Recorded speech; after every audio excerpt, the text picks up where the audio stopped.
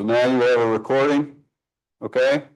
And let me use 2 minutes to kind of try. You can correct me, but I want to try to introduce you, Danny. I have a I have a Twitter account, and I meet a lot of people through Twitter, and I believe that's how I met you. Did I not? Was through some kind of an exchange that started with Twitter. Danny her background is you were lightweight rower, national elite, I guess would be fair to say. Sometimes. Were you on the national? Huh? Sometimes, yeah. I under 23 national team. Yeah, on the under 23 national team. Thank you. But not too many people make a living in rowing. So you were smart enough to get a good education, or you've been working on education along the way, and you've worked as I guess we call a front-end developer. Is that the right terminology? So athlete and IT geek, kind of, which is in this business we're in a good combination these days.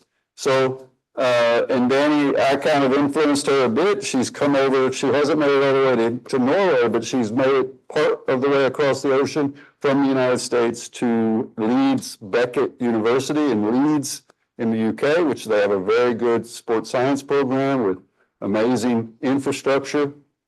For example, some of the Brownlee brothers in triathlon come from Leeds, have been connected to that environment. So now you're doing a master's degree. You just started this semester, right? So she has jumped in here between classes in her degree to speak to you on front-end development. Take it away. Yep, this is entirely Dr. Seiler's fault that I'm here now. I'll get into that. But I'm Danny, athlete, coach, engineer, and now studying for a master's degree in endurance physiology. Today I'm going to talk about science, sports, and well, I guess I should share my slides first. That would help. Yeah.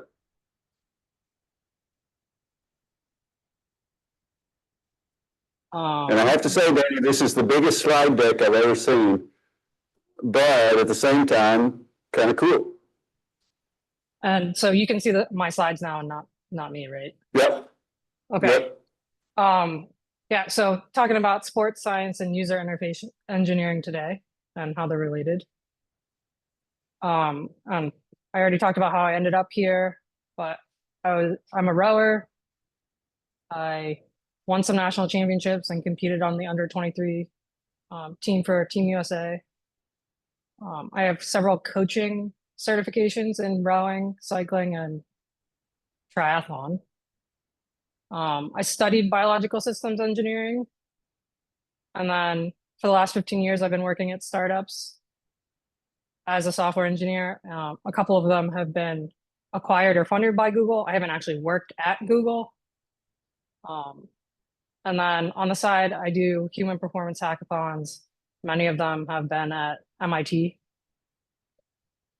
And I also find myself listening to Dr. Seiler on YouTube all the time. This particular interview, I watched like multiple times in the same week, and it's an hour and 46 minutes long. So eventually I realized I wanted to do more, something that was more aligned, like work on things that were more aligned with my passions, which is endurance physiology. And I asked Dr. Seiler, how can I be you when I grow up? And he suggested that I come study here. So I'm getting there. And I thought his advice was pretty good. I recently read this book, 4,000 Weeks. There's also this chart by Tim Urban. If you're lucky, you get 4,000 weeks in your life to work on something that you really care about and to make an impact. And so I was like, I better hurry up and go to Leeds. So I'm trying to, do mix all three of my passions, which are sports, science, and technology. Like Ferdinand Porsche said, I couldn't find the sports car in my dreams, so I built it myself, and I feel like that's what I'm trying to do with my career.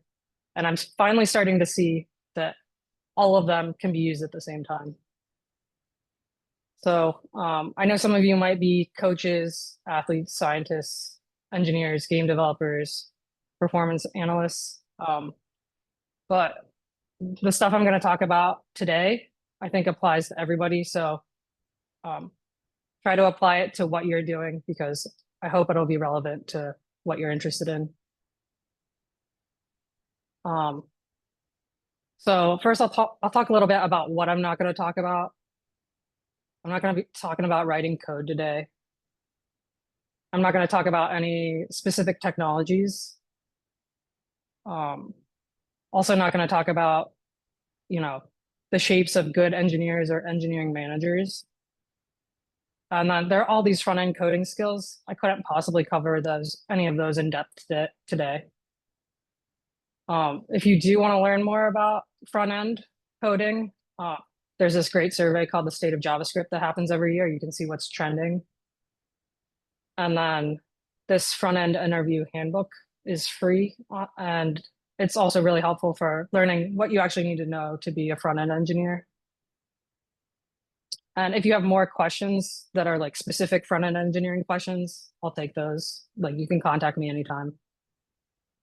And so why am I not going to talk about coding and specific technology today? User interface technology changes really rapidly.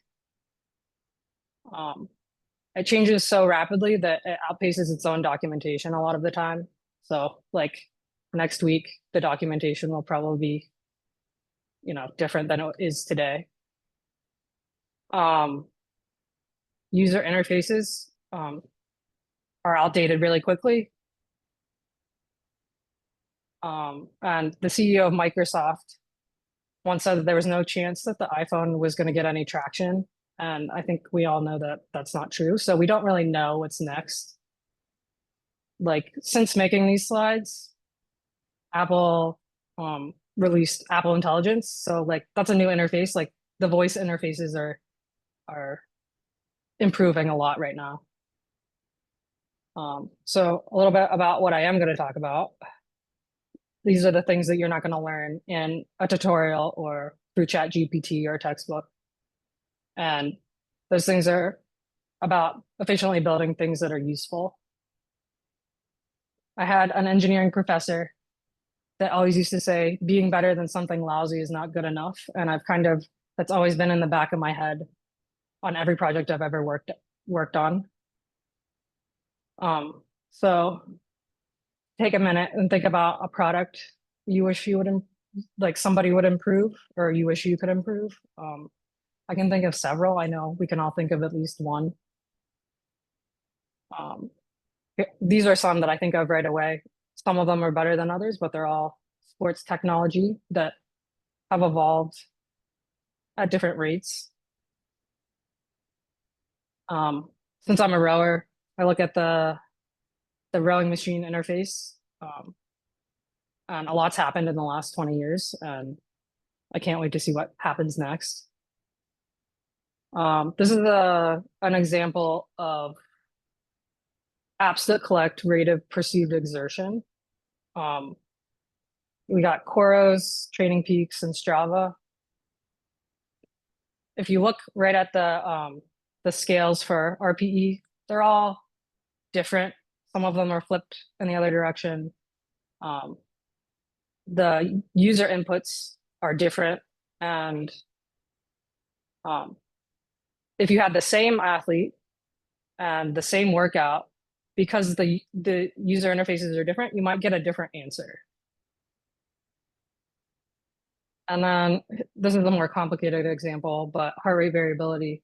We have a bunch of examples of apps that collect heart rate variability, and they all use different devices like the Oura Ring or the Whoop Band, the Garmin watch. Some of them use a heart rate strap. And so you're using different measurement techniques for all of those, and you might be doing it at different times of the day or throughout the day.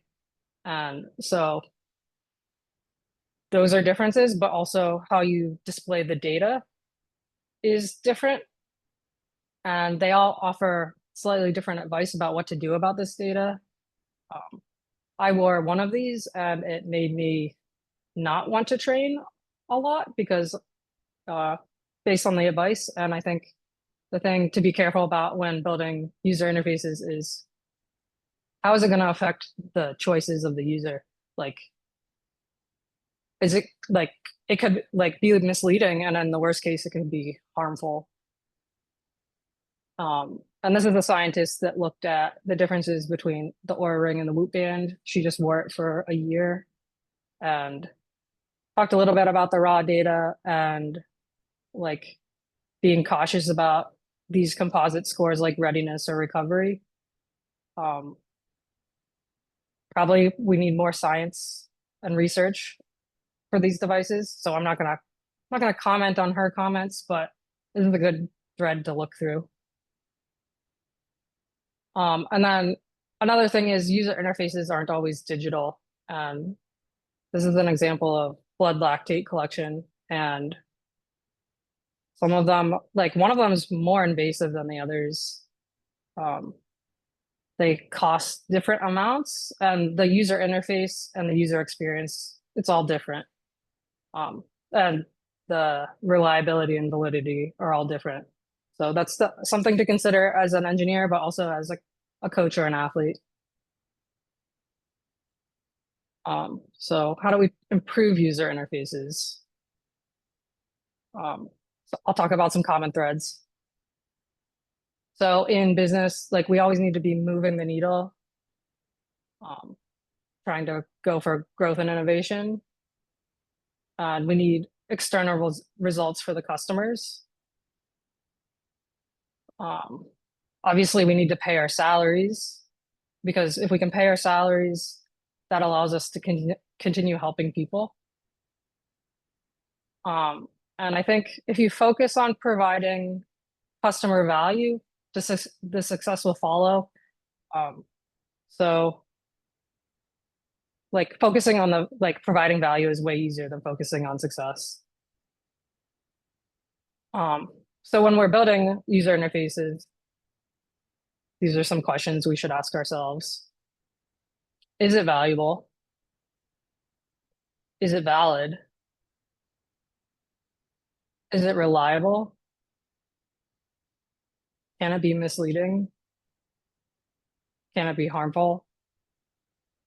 Is it more benefit than work? So I have a real life example of this from a non-sports technology company. This is a true engineering story. So I was working at this company. We built some software. We had some users, and they were paying us money, which was great. In the beginning, it was really easy to sign up for the product. It was just like email and password. And then we got more users, which was also great. And then we got more funding. And eventually, because of that funding, our sales and marketing teams wanted to optimize for sales.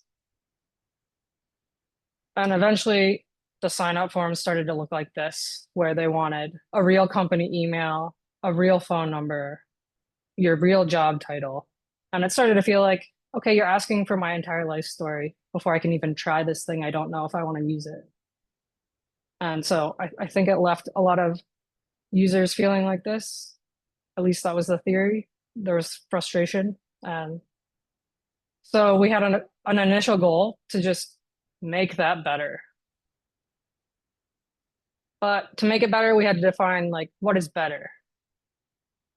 And the first step in figuring that out was choosing a meaningful progress metric. I think in sports, choosing progress metrics is easier because those metrics are predefined. In running, there's a clear finish line. In sports like soccer or football, there's an actual goal. And in life and in business, those metrics aren't predefined. And what I found was that most companies don't set goals very well. and they also don't measure progress very well. And so better is just really unclear in business and sometimes engineering. And that's because nobody finds, there's no race course or uh like there's no, yeah, there's no race course. And a lot of times you're left inventing the game and inventing the rules of the game and trying to win the game all at the same time. And so it's a creative effort to figure out what these metrics should be. You have to think outside the box. And most of the time, like we ended up inventing our own new ways of measuring progress. Um, Sometimes on your teams, there might be disagreement about the metrics, but I think an imperfect metric is better than no metric. If you have a North Star metric that aligns everybody every day when you have to make a lot of little decisions about what to do next, if you can all agree on the same metric, that enables progress towards a shared goal. And it also enables the team to have fun, which keeps the energy high and you continue being productive. So for this particular project, our metric was, we called it time to value, and that time to value ended up being the time it took for somebody to sign up and then complete onboarding and then do some number of steps in our app. And then after that, they would receive a result, and we wanted them to receive a positive result. And if they did that, then they got some initial value. The problem with that is it's a lot of work to be able to measure these things. There's nobody like standing behind a user with a stopwatch timing them until it's done, because users will start something and come back to it later, or they might start it on their phone and then finish it on their laptop. So it was a lot of work to be able to measure each individual step and then the entire duration. That was the hardest part, is figuring out how to do that with code. And our goal was to decrease the time to value duration. And the ideal duration is 0. We took a baseline reading and it was over 2 weeks before somebody saw a result in our app. So we knew there were clearly some barriers to seeing value, but we didn't really know what those barriers were. I mean, we had some ideas, but we didn't know for sure, or like, we knew some of them. We had a theory about what some of them were, but we didn't know everything. So the next thing we did was observe users. I'll talk a little bit about the methods for that. First, the quantitative methods. Obviously, our time to value duration was an important one, but also we didn't want our bug report numbers to go up, or I guess we also didn't want them to go up very rapidly. One of my favorite scientists, Dr. Richard Feynman, said, "A scientist is never certain." So I don't know, maybe our quantitative methods were not perfect. So we also did some qualitative research. Every day we watched recordings of users to see where they were getting stuck as a team. We did user surveys and user interviews. You kind of have to take user interviews with a grain of salt sometimes, because sometimes users might say they want X, but they really want Y. And so like Henry Ford, who created the Model T car, if he said, if I had asked people what they wanted, they would have said faster horses. And then I don't know when we might have gotten cars, but we also did usability tests, and we looked at sentiment. And some of this feedback was pretty uncomfortable, but that was important because it allowed us to go from where we were to where we wanted to go. So what did we observe? You get one chance to make a good impression for conversions, and you want that first impression to be good. You want people to stick around. Um, we found that we had a lot of friction in our onboarding process, and we had some bugs. We were just asking for too much information. People didn't want to put in their real email. They didn't want to put in their phone number or their job title. And there were just generally too many steps to onboarding. And some of those steps were unclear. And the results, if they got results at all, those results were unclear. And so there were no real clear benefits for people that were just trying the product. And what ended up happening was people disappeared. And that's kind of the worst case scenario because you don't get any feedback about what you could improve. So how did we improve? Together we brainstormed solutions based on our observations. And then we triaged those solutions. So first we estimated how much effort each one of them would take, like from 1 to 5, and it was just the best guess. And then we did the same thing for value, 1 to 5, another best guess. And then from there, we divided value by effort to get priority because we wanted to do things that were the most valuable that didn't require a lot of effort. And so we prioritized high value, low effort tasks first. So we did the first one, and then the second one, and then the third one, and we just kept going until we reached our goal. And so what did we actually improve? We streamlined onboarding. We streamlined users inviting other users. We made the action steps more clear and the results more clear.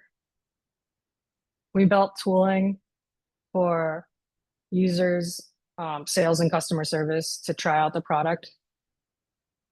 We fixed bugs. And the results were we went from over 2 weeks for time to value to just a few minutes. And that meant that usage and conversion numbers went up. And then after that, we were able to make a template for future success so we could continue doing these things for years. And that, I think, was the power of iteration. Like we just iterated and then like we did one thing and then every morning we were looking at what the users were doing and where they were getting stuck. And then we keep iterating and triaging our solutions. And an example of that is SpaceX. Like at one point they weren't building anything. And then they started building rockets. And then maybe once a year, one would go into space. And then we got to a point where they're doing it multiple times a day. And now they're catching them coming back from space, which is pretty extraordinary. So iterate.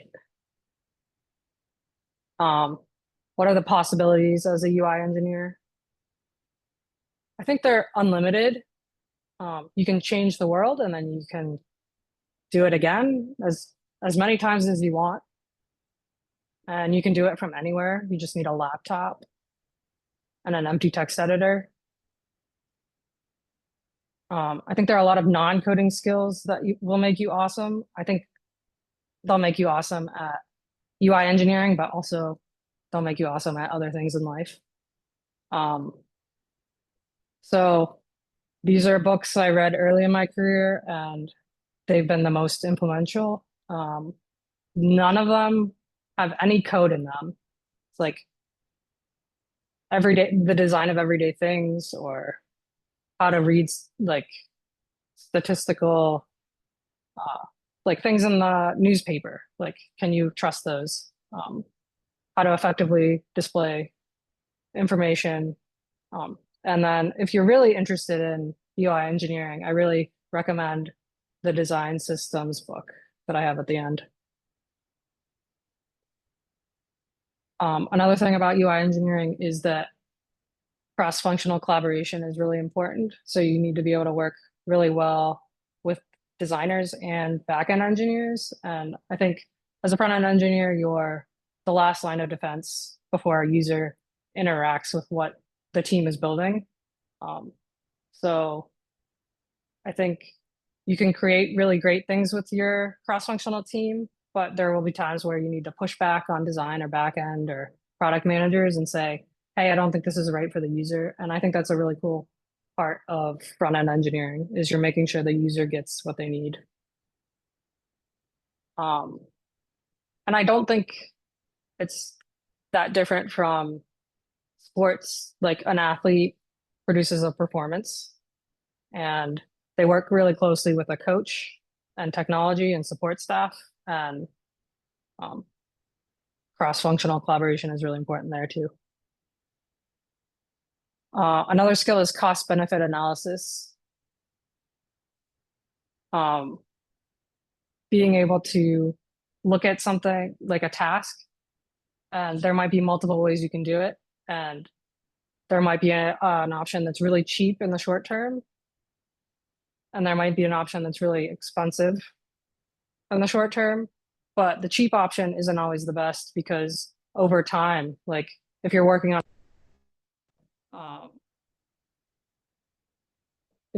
a project for like 5 years, it might be better to pick the thing that's more expensive in the short term because the thing that's cheaper might cause you more headaches over those 5 years. And this is another example of that, the Eisenhower matrix. You want to focus on the things that are important and urgent and not the things that are not important and not urgent. Time blocking is another good skill. If you can arrange your meetings to all happen at the same time and your coding to all happen at the same time and like working with the design, like just optimizing for when your best time is to do certain tasks can save you a lot of time and effort. And then learning as much as you can about high performance culture, teamwork, and leadership.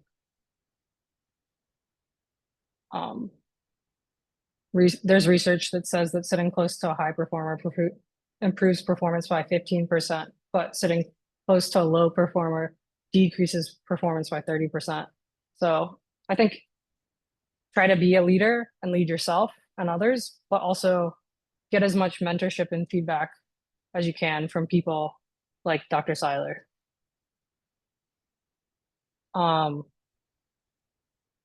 Reframing problems. I think think of problems as opportunities to do something that's never been done before. And that can result in some pretty cool innovations. And when you're stuck, think about like, what would this look like if it were easy? There's typically a much easier solution if you step back and just think, like, how can I do this differently? Like, you might discover something that like might work much better or might be much cheaper depending on what the problem is. And then goal setting, setting goals that are specific, measurable, attainable, relevant, and time bound.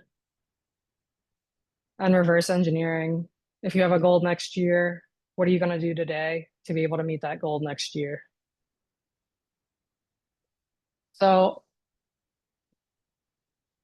we were able to decrease our time to value duration because I thought about like how would I have done this in rowing?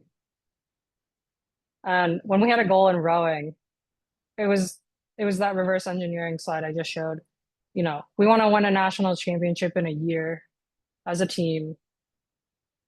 Like, how are we going to do that? Like, what do we need to do today? What do we need to do in 3 months? What do we need to have done in 6 months? And so just like seeing the finish line, we knew we needed to be stronger and we needed to be fitter and we needed to row better together. And there's this popular saying in rowing, uh, like when you're thinking about what you're doing, like, will it make the boat go faster? Um, and I think that guided because we had a shared goal and we were reverse engineering our progress, it made every little decision really easy. Like, what should my sleep look like? What should my recovery look like? Nutrition, psychology, training plan. And we had a sign on the door in the locker room that said, "What are you doing today to get closer to winning a national championship?" And my coach always used to say, consistency and improvement. I think he said that probably every day. This is an example of that. This is a workout that we did. He would, we might have 12 workouts in a week, like we practice twice a day. He would take data from every workout and we would get ranked against everybody on the team, but then also ranked against our own previous performances and our own previous personal records, which at times was like exhausting and traumatic, but it really focused us on getting a little bit better every day.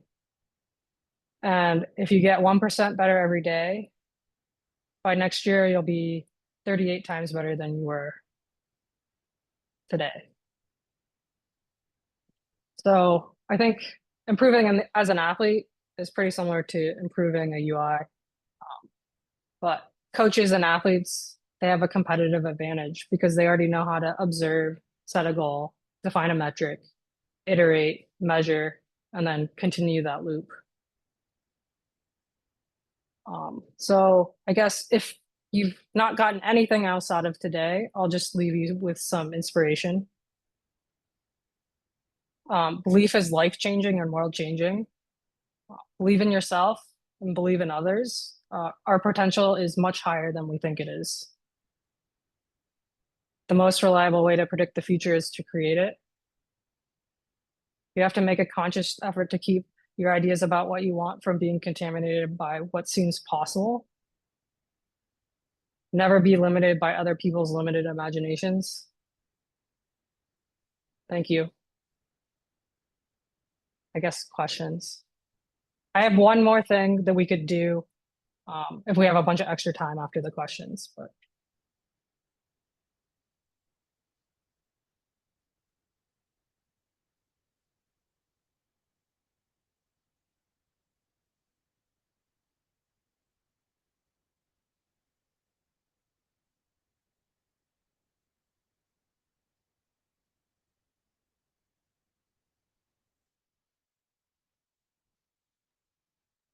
Be hearing me. Now she's hearing me. You hear me now? Yeah, I lost audio, I think, in the middle of that. That's because I am a tech nerd and forgot to push a button. Oh, So what I'm saying to the students is take your opportunity to ask questions. I can preface this. Danny has also met or at least interacted a bit with John Peters, who you heard last time. He's the back end guy. He's really good at designing stuff, but he's not great at making it look pretty. And he'll be the first to admit that. He's not the user experience person. He's more of, he's working with the military and they don't need it to look pretty. They need to make the right decisions. But customers like that you might eventually create a tool for, they want it to, it needs to be the minimum number of buttons for the maximum number of, what do we say, effect or whatever. And I'm the kind of, I'm one of those people that if it doesn't make sense to me pretty intuitively, I'm out of there. So Danny can make smart ideas turn into something that really works. So what are your questions? Imagine you're building that hub for eSport, How are you going to front end that thing? What's it going to look like? What is your generation of users? How are they going to interact with the screen?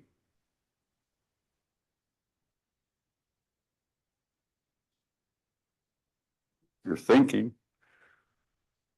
Danny, go have a cup of coffee. They're going to think a little bit. Okay. No.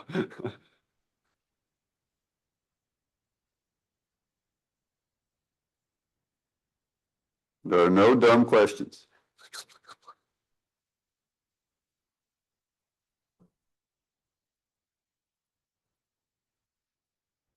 I see questions in your minds. You just got to ask them. I see them on your faces.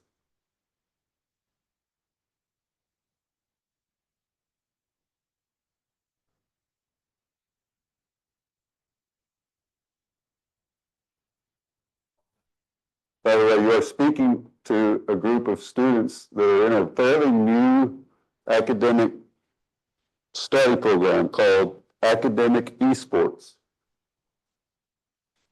You with me? And so they have a fairly broad curriculum that ranges from a bit of data programming to drone piloting to entrepreneurship to sports, some training philosophy and nutrition and periodization and a bit of that and some technology. And what else am I missing, guys, in your curriculum? Bit of anatomy, psychology. What? They do quite a bit of gaming. They compete, obviously in university tournaments. So some of them are competitive gamers, but there's also competitions where they have to do both cognitive skills and gaming. Yep. Yeah, good. If you were to make a circle interface for like a software dedicated to, like, let's say people like us gamers, right? Is there any main strategies on how to appeal to us? Did you hear the question? Can you repeat it? Yeah, because I'm not sure how good he said, if you are going to make an application for the gaming audience, are there any specific things you would think about in terms of the user interface that it would appeal to? More intrigued to use the simple software, like are there any specific strategies that you would use? I guess that would imply that you have some understanding of who gamers are as a species. Yeah, I would have to understand. I've played like a little bit of Rocket League. I know Zwift. I would definitely need to do more. I watched Jordan Rapp's Yeah. lecture. I don't think I know enough about. Maybe that's the answer. I would have to learn more about the users and talk to the users. That's where I would start. Okay, well, that's a great spot, great place for a starting point. Now you've got someone, you have a captive audience, an expert on user experience, and now you're her focus group. You're gamers. So who are you? What is it that makes you special? You know what I'm saying? Because you just said it's going to appeal to us gamers. Well, what's different about you? What's special about you compared to a group of 60-year-old guys or a group of, I don't know, traditional sports people? I don't know who you're comparing yourself to. But let's help her understand who you are. Because if you do that, then you're going to understand yourself and you're going to be better at that app development aspect that we're talking about. So what are gamers? What typifies you? Let's say that, for example, we already are good with PCs, for example. So yeah, we're more how do you say it? Yeah, tech savvy, if you could say, kind of. All right, so he's saying they're more tech savvy as a group because they're spending a hell of a lot of time using a PC. But does that make you more patient or less patient with the interface? think like in return, we do. Yeah, I don't think it's less small. We have less attention span.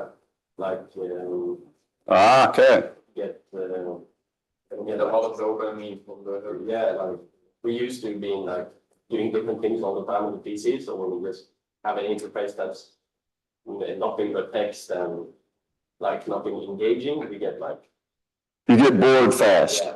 Okay, so are you hearing this? Yeah, I can hear some of it. They get bored fast. They're used to a lot of visual stimulation, a lot of feedback from the interface. If something's not happening pretty quickly, you're going to lose interest. You need your dopamine surge 100 times an hour-ish. Yeah. I think that you could also find some stimuli in the fact that since we are tech savvy, having more options to do stuff makes it more that having the possibility to do more stuff instead of being too minimalistic, like for the older group. I think it will make it more appealing to us in a sense. Okay, so you are used to being in an environment where you're choosing among multiple options, so you're good with that. You don't want it too simple. Sometimes it was great, but But you guys, if you disagree with what he's saying, you got to speak up, or else because he's taking over the platform here. I can take that back. No, but I mean, if you have, there's other voices here, so if you got to chime in, or else I'm assuming he's representing you. Yeah.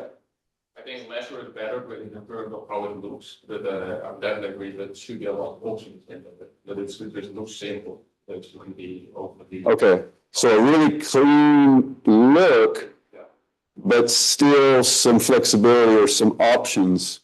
How do you combine those? Does that ring bells for you? How do you combine really clean look with multiple functions or options or whatever? Sounds kind of potentially competing in my old guy head. Yep. I mean, I would probably start with having a menu at the top with a lot of options, and then for each menu you get to a different site, and you have a clean look on each and every one. So, like, let's say about us, like a typical website for a company, about us, what we have done, and then you can click on the button and have different options. So that doesn't bore you, that traditional, because that sounds like what I'm used to seeing is, yeah, I'm looking for the about and the product and the who are we and blah, blah, blah. It's pretty darn, it's always the same. You're saying that's going to work for your generation?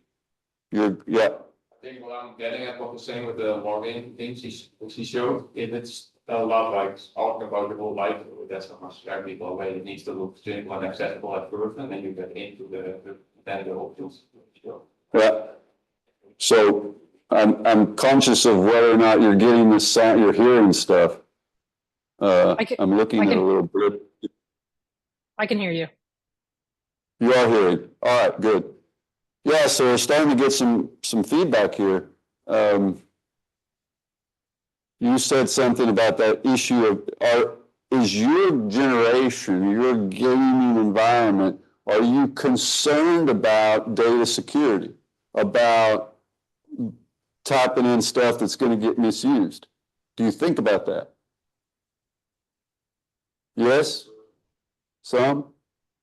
No? Yeah? I mean, a little bit, but I think we're already kind of screwed now with like all our information is already taken on by Facebook, by Instagram, by. Right, so you feel like you've already sold yourself out.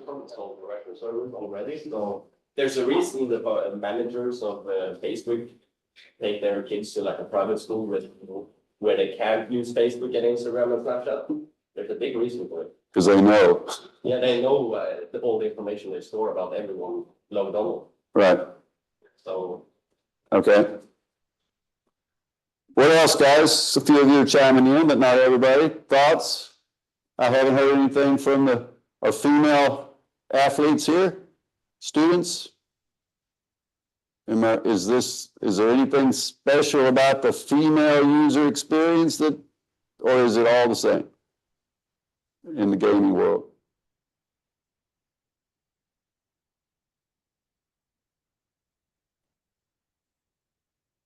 Silence.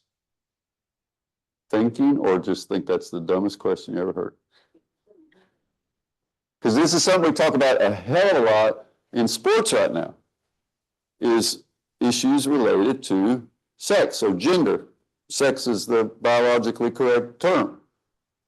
Is whether or not, because there are differences in, we say women are not small men, girls are not small boys. They're not exactly the same physically. There may be issues that we need to be much better at in terms of optimizing the training process around. So we spent time talking about that yesterday in our meeting with Olympia Toppin. What about in the environment of gaming? I'm not even sure what the data says about participation.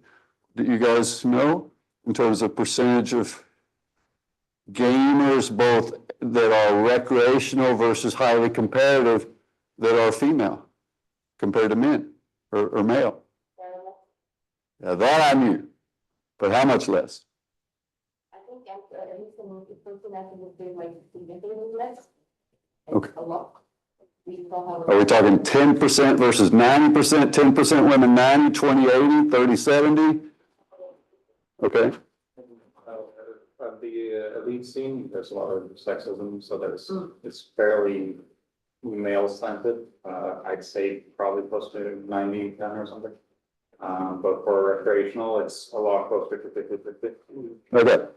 That's interesting. And why? So, all right. So you're pointing to something pretty darn important. What is happening between the recreational scene, because everyone starts recreationally, I guess, and then, but some filter up to become highly competitive. And you're saying there's a major filtration process happening where it's 90-10 at the highest levels, 50-50 recreationally. Why are we losing? Why is that happening, do you think? Or you guys chime in. It's very complex. There's a lot of different reasons for it. One big one is culture. Culturally, it has been men in this elite scene. And so it's kind of viewed as mostly a male option to go into professional gaming. It's not really something like that is seen as an option for women. Like you don't see any female athletes, you don't see any it's just not viewed as an option as much. And then also It's not viewed as an option by the women or by the men? I think like both.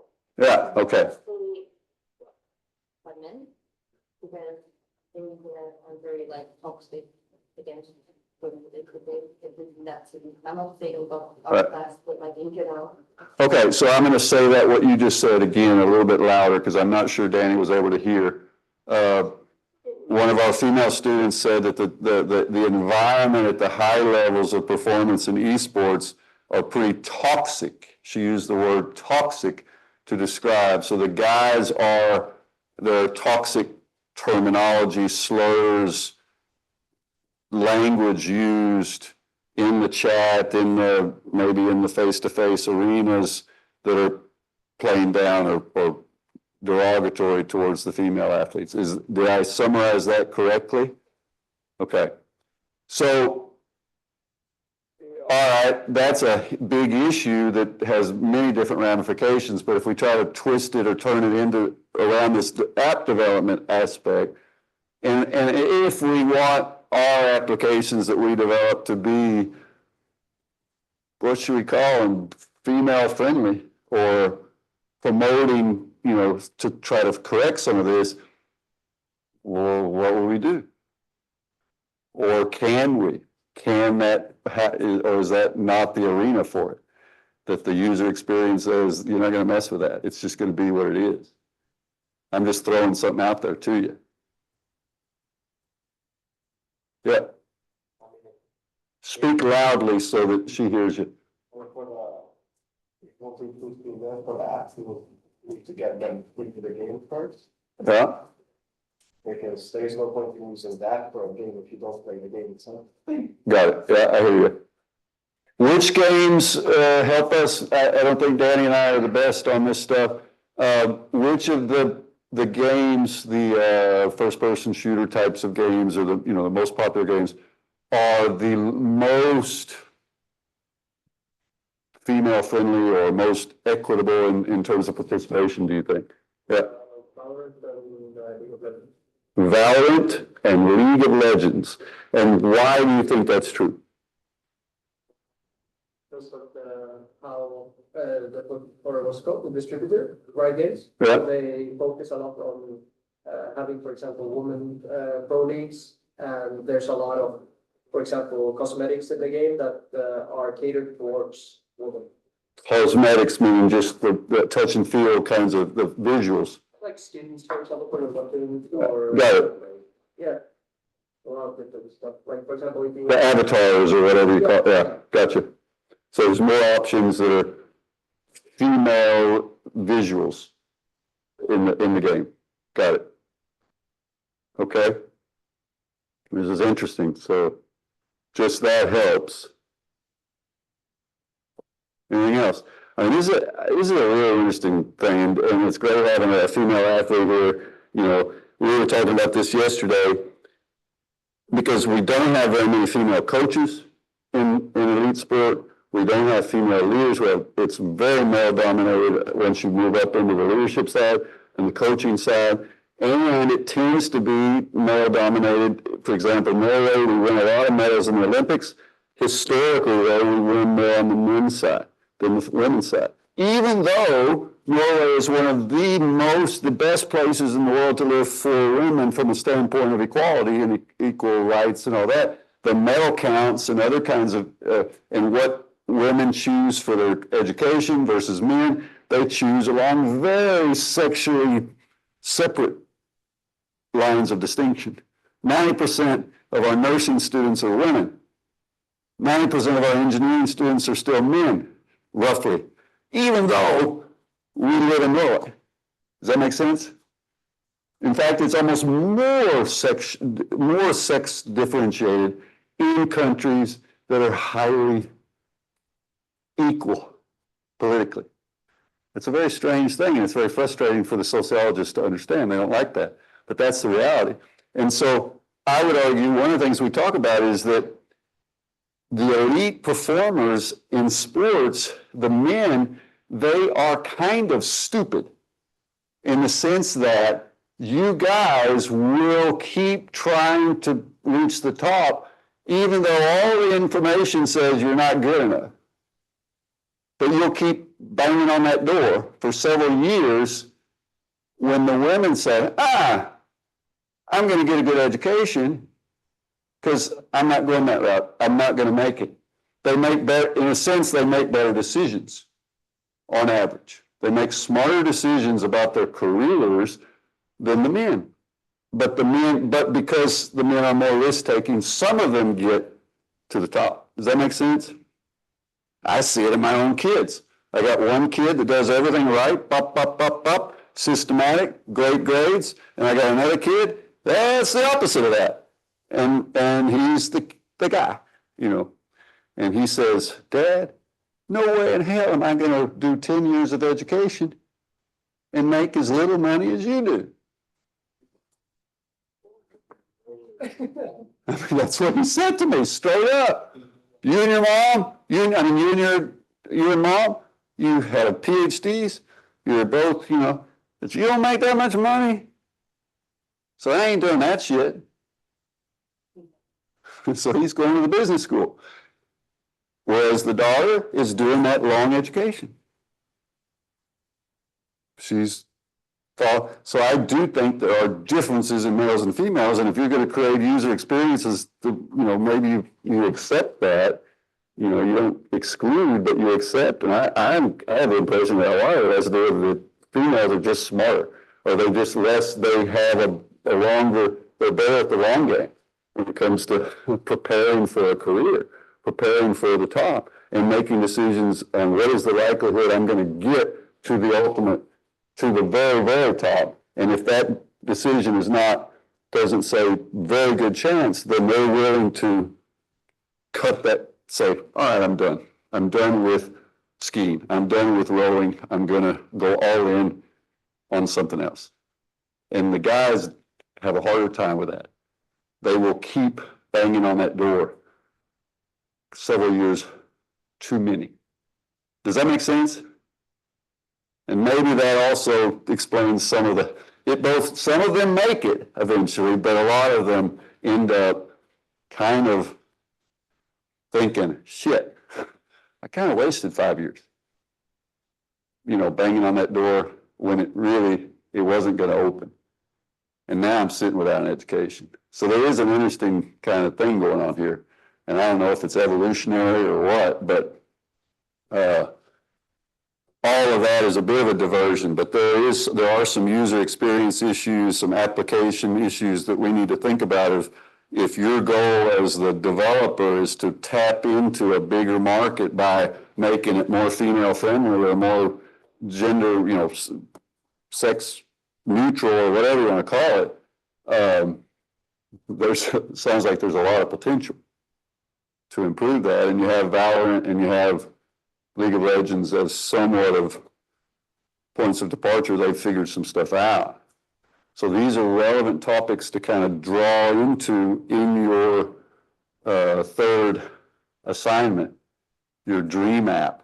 Are you thinking about, do you have certain decisions you're making that are related to your audience and their, male-female composition and so forth? Other thoughts around what Danny talked about? I think it's coordinated pretty well with some of the stuff I've said to you. Her background, her experience working across, building your toolbox as we were talking about. I thought it was pretty cool or interesting that she said it's not just about code, because the code is changing constantly. Anything else, guys? Danny, thank you very much. I know you're a bit, I'm pointing, I don't know where you're actually looking at me from. There, I think.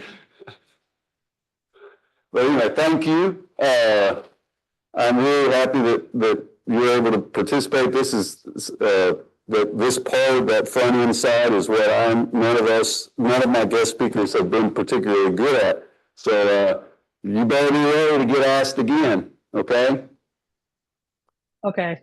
I want to do the assignment, the Dream app. You want to do it yourself? Yeah. Oh, that'd be cool.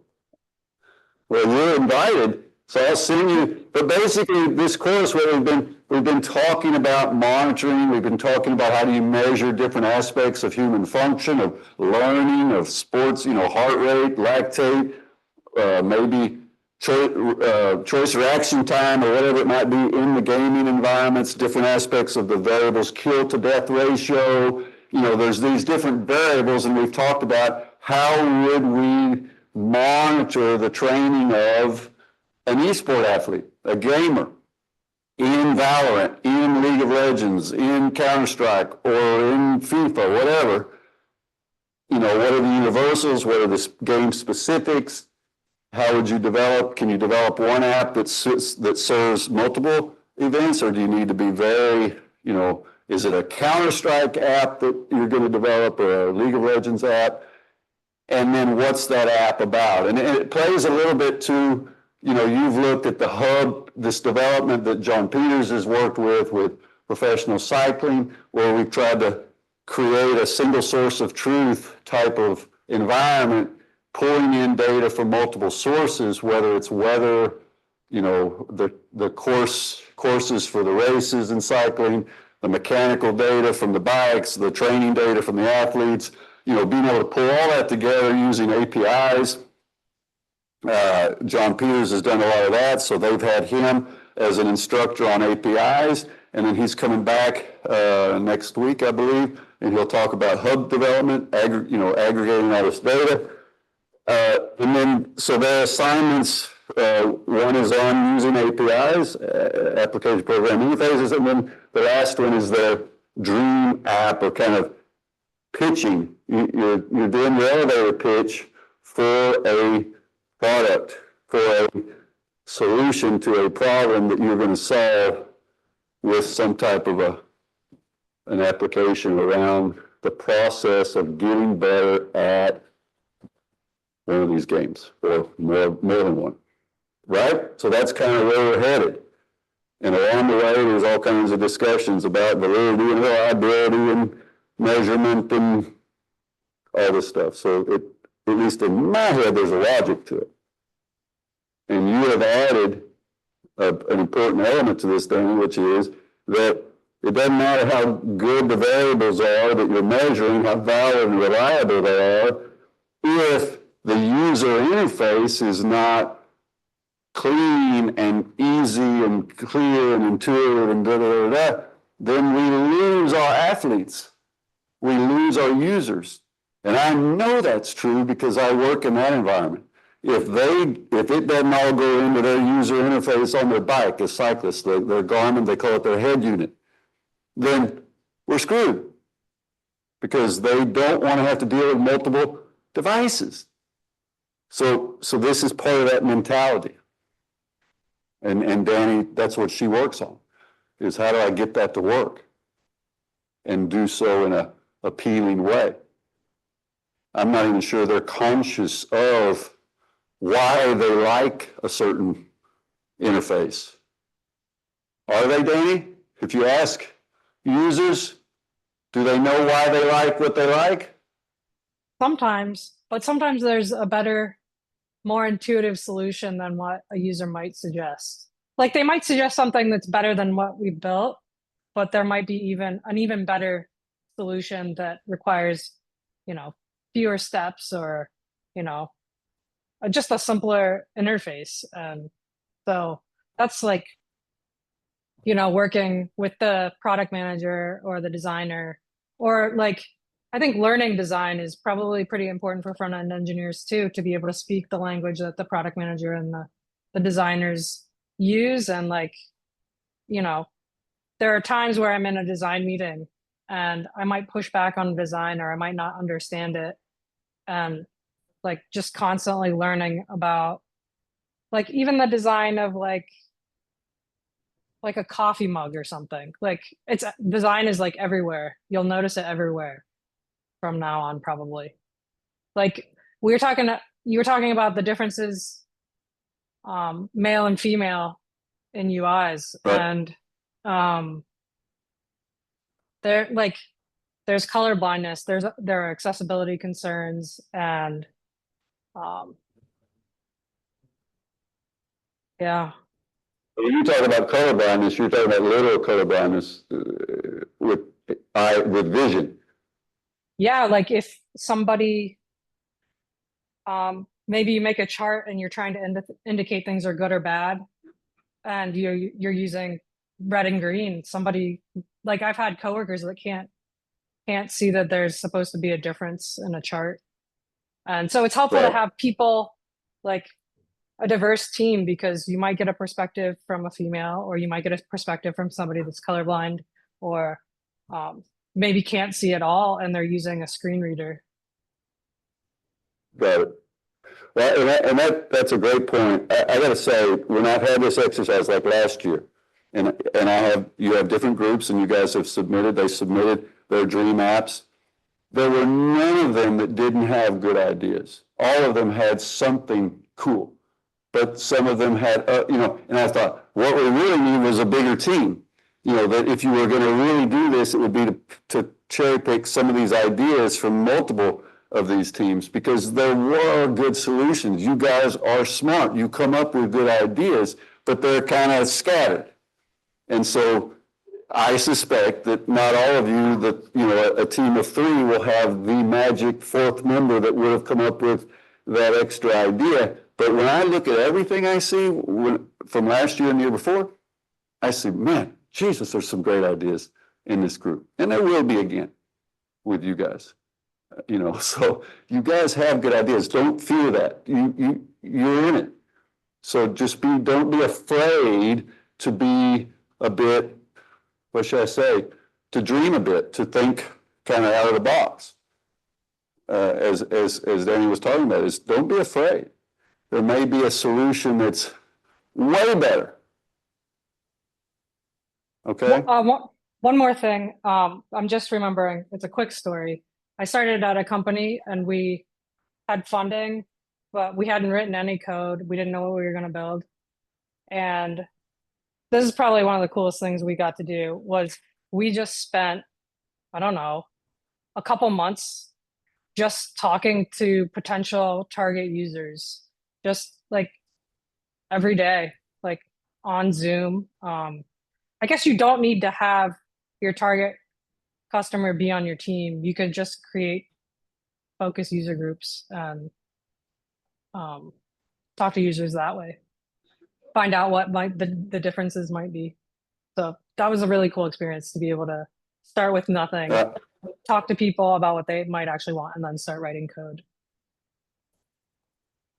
The last question I'll ask is just a follow-up on that, because you also mentioned this issue that, like Henry Ford said, well, if I'd listened to them, we'd still just have faster horses. And I think Steve Jobs said basically the same thing. He says, we don't have focus groups because they don't know what they need until I tell them or I show them. You know, meaning that they were stepping so far beyond what the user was used to. So how do you square that circle between user groups and at the same time being able to really think out of the box? Does that make, is that a legit question? Yeah, I think having enough time to like sit and think about bigger ideas is important. And then like that cross-functional collaboration, like you want to talk to users, you want to sit and think about good ideas, like don't go straight to code. And like research what other people are doing, but also I think sometimes we work in silos, and like if you go to a completely different field and you might be inspired by something that another field that is totally irrelevant to what you're interested in. If you go and look at what they're doing, you might find something that's inspiring that you can apply to what you're working on. And that's where like stuff happens where it's never been done before and it completely changes everything. Oh, that I totally agree with. Some of my best work has mentally come from when I've gotten totally out of sports science and just looked at another field. Or engineering. That's where I get this load, stress, strain, this conceptualization I use for understanding, training, monitoring. I got it from engineers, mechanical engineers, not sports scientists.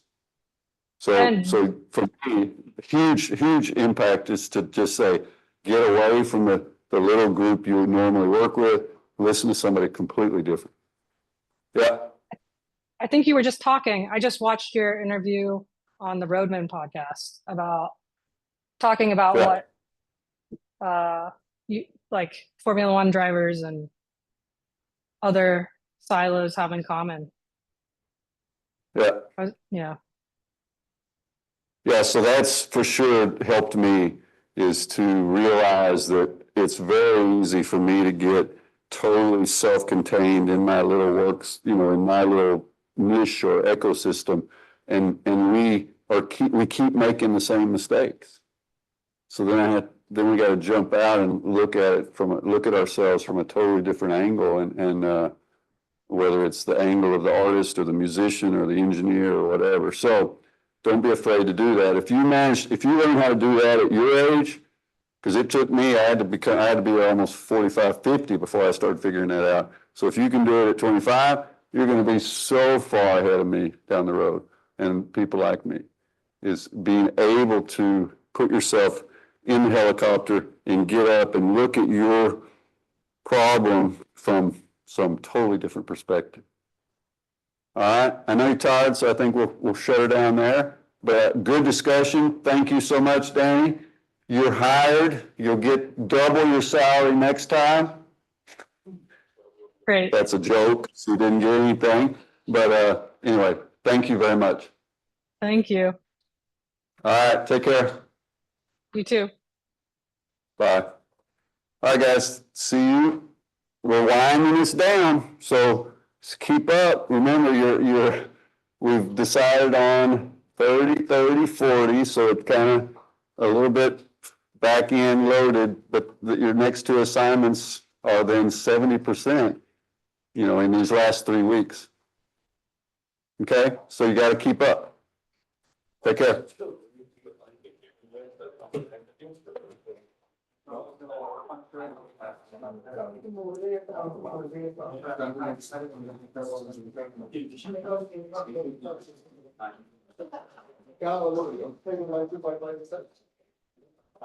Oh, I gotta stop this.